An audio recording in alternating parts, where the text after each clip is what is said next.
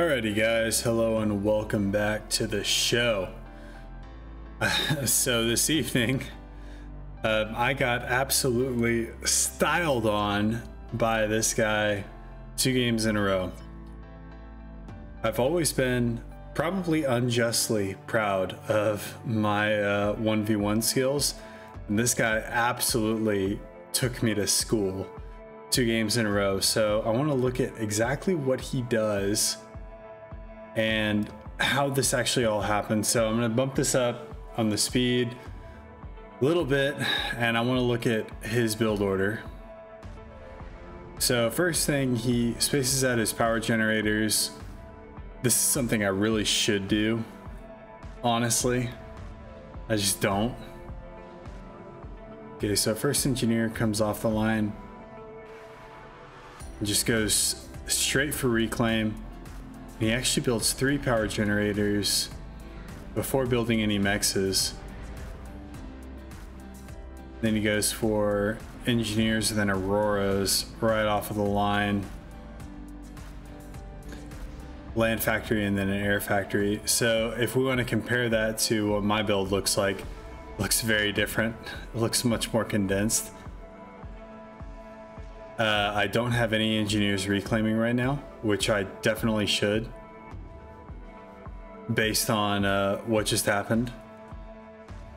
So I sent engineers immediately out to get the expansion points. He's already got an X on the way to T2. That's incredible. Wow. I'm gonna jump this up a little bit faster. And probably a little bit faster. So first bomber comes out.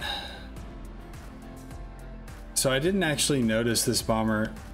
Well, actually, to be honest with you, I thought there was only 1 bomber, but there was a second one that came out. So initial bomber picks off an engineer. Second bomber grabs, I believe, yeah, this engineer right here. This one goes to work on my main base. So this is the one that I noticed. Like I said, I thought there was only 1 bomber out there, and I did not have air yet. I was starting on an air factory, didn't have it yet. But this guy picks off this engineer, is gonna circle to pick off that radar as well. This is not a map I'm very good at. Like I'm super uncomfortable on this map. But this guy was hosting and he was asking for a 1v1, and he was saying that he was trying to de-rust, quote unquote. But as you can see, even in 1800 that is quote unquote de-rusting is still more than able to kick my ass. So I was able to get some Mantis in behind, which is really good. I was able to pick off a couple of mexes here. I had a very false sense of security right there. I was like, oh, okay, this is just gonna be like any other game. I'll be able to run Mantis around his flanks, and I could not have been more mistaken. So going for a gun upgrade here. I went for that because I was losing the top expansion, and I didn't feel like I had a great hold on this bottom point. Now looking at what I actually had down here, I probably should have focused on something else rather than the gun upgrade. But yeah, I went for the gun upgrade, and one thing that I did notice is he's going for T2 right now, and I was not at all. And still got bombers out. I have next to no interceptors. The interceptors that I do have are not paying attention. I was focused on this little group right here, trying to get through the middle and take out, because I was pretty sure he was ahead of me. And so I was like, okay, if he's ahead of me, he's probably got these mexes, which he did. And I was going to try and take him out.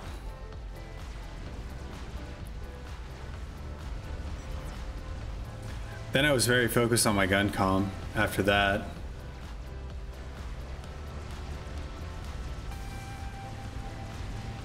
So sending in a bunch of units here, gonna clean up the tinfoil auroras. So dropping this back down to regular speed, actually pausing it. So I want to pause it for a second, and I have not watched this replay yet, but I want to look at this, what is going on with his base. So multiple factories upgrading to T2. Land factory upgrading to T2. He's got all of his core mass at T2, and I genuinely think, oh, and he's reclaimed all of this as well. So looking from a reclaim perspective, you can look and see how much reclaim there is on my side of the map versus how much is on his side of the map. So he's taken out like a lot of the reclaim up here, whereas I tried to do like a selective deal. And so there's usually, I think, 3 or 4 rocks up here. I was able to get a couple before the bomber hit, but he has got huge handle on map control. And you can look at this in total generated eco. Well, I have reclaim, sorry. So 2.8K reclaim versus 8K reclaim. That almost tells the story in and of itself. And we can go back to the mass income. I'm actually generating more mass than he is. How in God's name is that happening? But anyway, continuing the game, I think a lot of the story can be told with how much reclaim is on my side of the map that I have not taken. So at this point, I honestly just walked my gun comm in. Ended up taking out a good number of units here.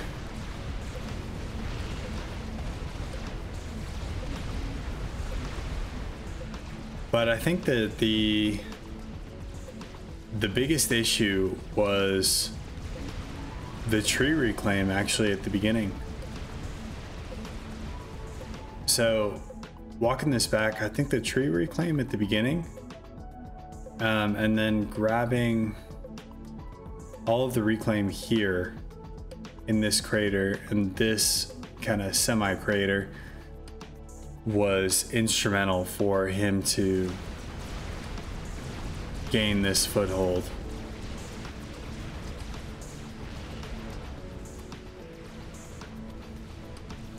God, look at the total mass. Dude has 12K mass total generated over me. That is nuts. And he's got T2 on his comm with an Oblivion turret. Wow.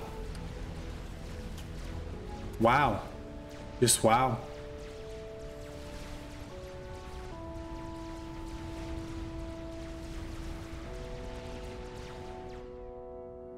Deposit. I don't think I've ever been. I've had people kick the shit out of me, but I have never been styled on in this way.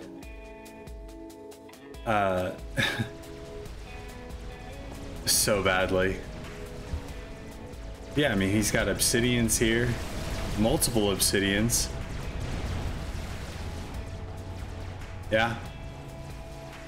I mean, we can bump this up to, yeah, we can bump this up. I think I control K here pretty soon, because I noticed there was this massive force with T2.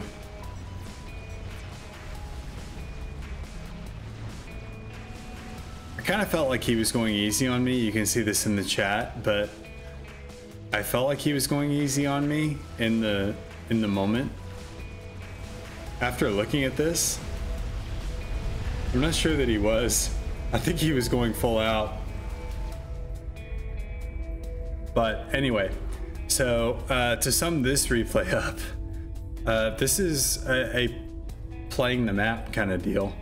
Like, I did a horrible job of grabbing reclaim in the craters that are accessible to me, and focused on instead T1 spam production, which I guess worked out for me in the first handful of minutes where we saw Mantis moving along the southern flank. But yeah, that was not worth it. Okay, so let's move into the second replay, which is a map that I'm a little bit more comfortable with, and I will be back with you guys in a second.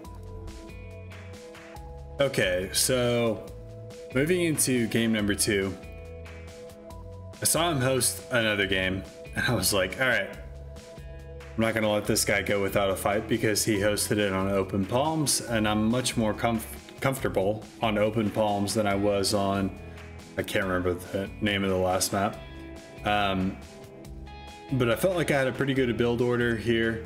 And again, I want to zoom in on his build order on this side. So he goes Land Factory and then all 4 mexes.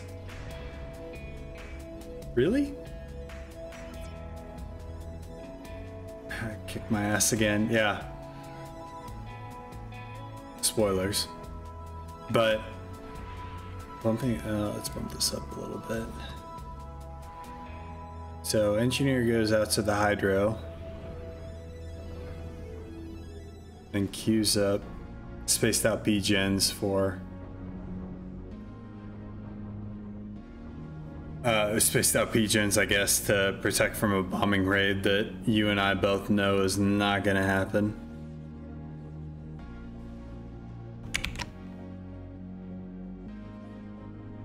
So he's got an Aurora and a Scout out. So I was really surprised by, in this game, how many units he got out so fast. So I've got my Hunter and my Scout going out. He queues up another Aurora. Okay, so he went like, let's pause this right now. Got his perspective. Oh, I can't do that. Hang on. His perspective. How many engineers does he have on the field? He has 6 engineers on the field right now. And I have 1, 2, 3, 4, 5, 6. How does he have 2 medium tanks, 2 scouts, and 6 engineers on the field? I don't understand.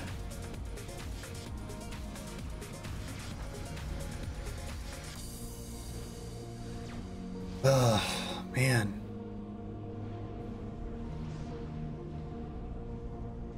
Is that a mass thing? It's got to be a mass thing. He didn't reclaim anything in his base. Like, he's still got all of these rocks and trees in his base.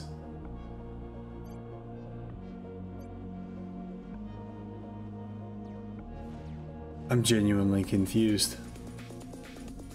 It must have just been like how he queued up his build orders. Like, maybe you don't need the initial power? So I was able to route that, and not gonna lie, I felt pretty happy about that. One thing that I was real unhappy about was I sent my comm south and he sent his comm north. I was really hoping that we could get into a comm battle.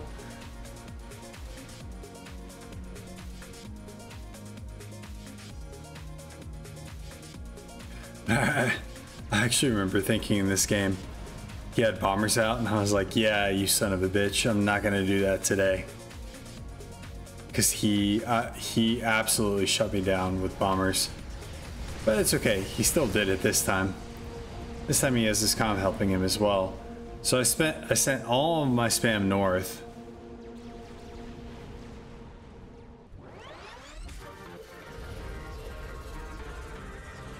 Okay, so dropping this down to regular speed and pausing it. So this is a deployment issue. I think I have deployed my units incorrectly. So if you look at total mass generated, like I have more mass generated actually than I'm not gonna try and pronounce his name, but well, and by not gonna try and pronounce, I'm gonna try and pronounce it, but Siwayona Daphne something or other. But he did a much better job of deploying his units quickly in the area that they needed to be. So my comm is gonna run into this whole shindig. And it's gonna take a ton of damage. Meanwhile, his comm has support up here. And I'm doing a really bad job of identifying where his comm is.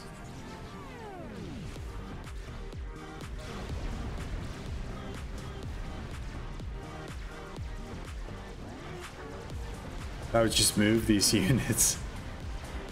All right, there we go.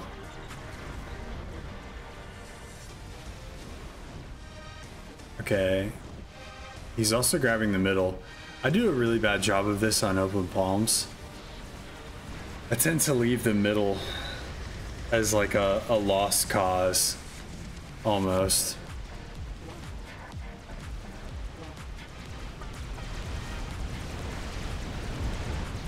And I sent a lot of my units into this PD. Man, that is painful. How many units I lost to that PD. Meanwhile, his army is entirely untouched. He's got engineers on my side of the map for God knows whatever reason.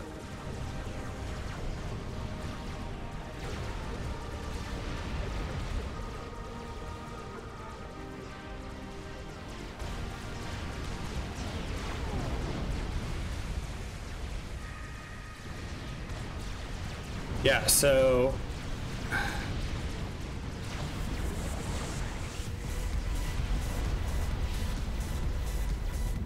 Daphne win. Yeah. All right, so looking at that game and that map, especially after I have like all of the after I can see everything, I don't think I was in as bad of a position as I initially thought I was in. But my comm was way too far forward, and I needed support on the southern side to be able to help him out. Like I was going to be able to force his comm off of this expansion. But I mean, like I say all of that, and like I haven't gotten these 3 mexes down here. He's gotten 2 of his. I'm not sure why he didn't get the 3rd, but he's got both of his primary expansions. I have 1 of mine. Man.